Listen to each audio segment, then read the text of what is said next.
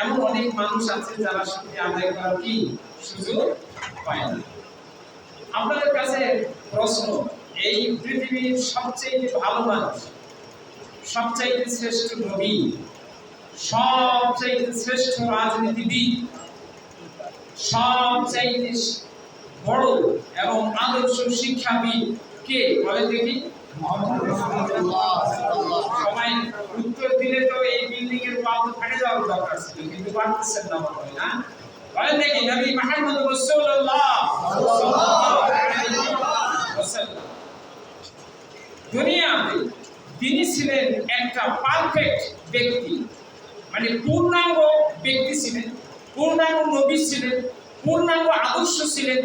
এই পৃথিবীতে যত আদর্শ বলেন, কোনো আদর্শই পূর্ণাঙ্গ নয় এবং কোনো আদর্শই মানুষকে মুক্তির সন্ধান দিতে পারে নাই এবং বর্তমানেও পারছে না, অদূর ভবিষ্যতেও পারবে না।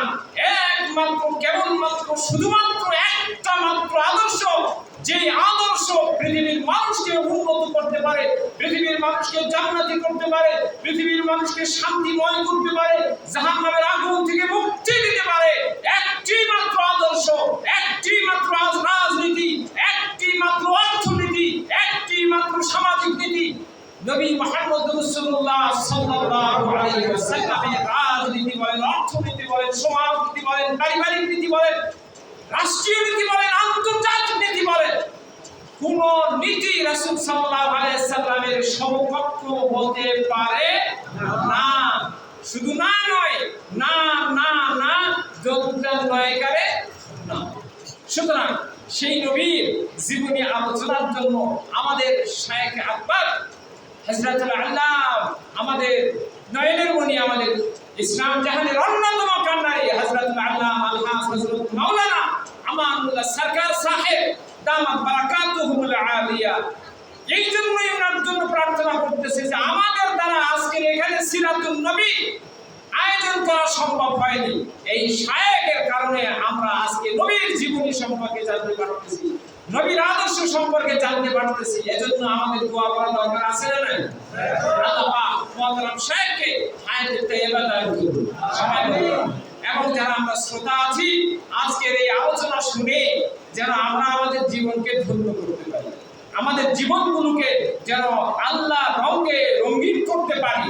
এই জীবনের ভিতরে দুনিয়ার কোনো রং যেন আমাদের না থাকে, শুধুই আল্লাহর রং লাগবে এবং শুধুই রাসূলুল্লাহ বিশ্ব মানবতার মহান শিক্ষক, বিশ্ব নবী, নবী সম্রাট সাইয়্যিদুল মুরসালিন রাহমাতুল লিল আলামিন নবী মুহাম্মদ রাসূলুল্লাহ সাল্লাল্লাহু আলাইহি ওয়াসাল্লামের আদর্শ আমাদের জীবনকে ধন্য করবে, আমাদের সকল পিপাসাকে মিটাবে, আমাদের জীবনের সব জায়গায় শান্তি হবে। কিন্তু শান্তি হচ্ছে না। নবীকে আমরা আদা আদি মানি, কেউ আবার বারোয়ানি চারানি মানি, আবার কেউ চারানি মানি বারোয়ানি মানি না। এরকম ভাবে আমাদের জীবন পরিচালিত হচ্ছে, কিন্তু 16 আনায় কলায় কলায় পূর্ণভাবে আমরা নবীজির আদর্শকে অনুসরণ করতে পারতেছি না। অথচ আল্লাহ সুবহানাহু ওয়া তাআলা মানব জাতিকে লক্ষ্য করে বলছেন যে লাকাদ কানা লাকুম ফি রাসূলিল্লাহি উসওয়াতুন হাসানা। উলামায়ে কেরাম যারা আছেন তারা বুঝবেন, আর আপনাদেরকে বুঝাই দিলে আপনারাও বুঝবেন যে লাম তাকিদ একটা শব্দ আছে, একটা লাম দিয়ে কথাটা বললে অবশ্যই বুঝায়, আবার কাফ মানে অবশ্যই বুঝায়।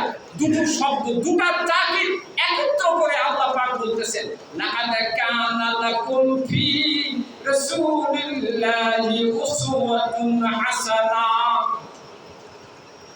অবশ্যই অবশ্যই তোমাদের জন্য, আমরা কারা? নবী মুহাম্মদ সাল্লাল্লাহু আলাইহি ওয়াসাল্লামের যারা আমরা উম্মত, আজকে আমরা যারা সামনে বসা আছি, মুহতারাম হাজিরিন, সত্যিকার অর্থে যে নবীজির যেই সুন্নাহকে আপনি অনুসরণ করবেন, সেই সুন্নাহ হলো পৃথিবীর সেরা সুন্নাহ, সেই শিক্ষা হলো পৃথিবীর সেরা শিক্ষা, সেই রাজনীতি হলো পৃথিবীর সেরা রাজনীতি, সেই অর্থনীতি হলো পৃথিবীর সেরা অর্থনীতি। সুতরাং আপনি যদি সেরাদের তালিকায় থাকতে চান, তাহলে নবীর আদর্শ অনুসরণ করার দরকার আছে না নাই? পৃথিবীতে কোনো মানুষ দাঁড়ায় বলতে পারবে যে অমুকের জীবনটা আলোকিত জীবন ছিল? নেগেটিভ উত্তর আসবে। কি বলেন আপনারা? নেগেটিভ উত্তর আসবে। পৃথিবীর একটা ফুলফিল আলোকিত মানুষের সন্ধান আজ পর্যন্ত পৃথিবীতে কেউ কাউকে দিতে পারে নাই, এবং ইলা ইয়াউমিদ্দিন কিয়ামত পর্যন্ত দিতে পারবে না, না, না। আপনারা কি আমার এই কথার সাথে একমত? একমত? সবাই বুঝেন নাই বলুন, তাই না? সুতরাং এই পৃথিবীর একটা পূর্ণাঙ্গ মানুষ ছিলেন। নীতিতে, আদর্শে, আচরণে, কথায়, বার্তায়, সকল জায়গায় তিনি একজন আদর্শবান ব্যক্তি। এখন তার আদর্শটা যদি আপনি অনুসরণ করেন এই দুনিয়ার বুকে, তাহলে কি আপনি একজন সবচেয়ে দুর্বল লোক হইবেন না সবচেয়ে সবল লোক হইবেন? বুঝতে হবে। একটা ওয়াজ আজকে বুঝে নেন, যেহেতু আমি পৃথিবীর সেরা মানুষকে, সেরা নবীকে, সেরা রাসূলকে অনুসরণ করি, তাহলে আমি যেহেতু সেরা জিনিস অনুসরণ করি, তাহলে আমিও কি সেরা। আপনি বাজারে মাছ কিনতে গেছেন, সবচেয়ে বড় যেই মাছটা কিনছেন, আপনার মনে কি আনন্দ লাগে না?